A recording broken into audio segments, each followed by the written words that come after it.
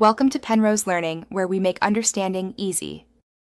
In this video, I will explain how to connect your PlayStation 5 to a Firestick through the PlayStation Remote Play application.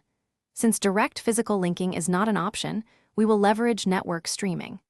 This process requires your PlayStation 5 to be set up and connected to the internet. We also need a Firestick and a separate Android device or computer to facilitate the app installation. This indirect method allows you to stream your gameplay. To get PlayStation Remote Play onto your Firestick, you will need to sideload its Android package kit file. This involves downloading the application file from a trusted source onto another device, then transferring and installing it on your Firestick. If sideloading seems too complex, an easier alternative is to use another device, like an Android phone or tablet, with the Remote Play app, and then cast that device's screen to your Firestick. Both methods allow you to access your games.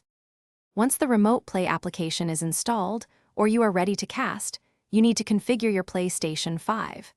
Navigate to your console's settings and activate the Remote Play option. It is also crucial to adjust the power save settings, ensuring your PlayStation 5 remains connected to the internet while in rest mode. Then, open the Remote Play app on your Firestick or the device you are casting from and sign in with your PlayStation Network account. This completes the pairing process.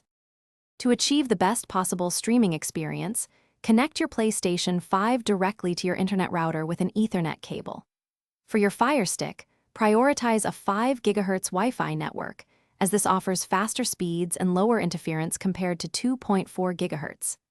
If you encounter any streaming issues, such as lag or frequent disconnections, try restarting your PlayStation 5, Firestick, and your Wi-Fi router. Always keep your Firestick software updated for maximum stability and performance.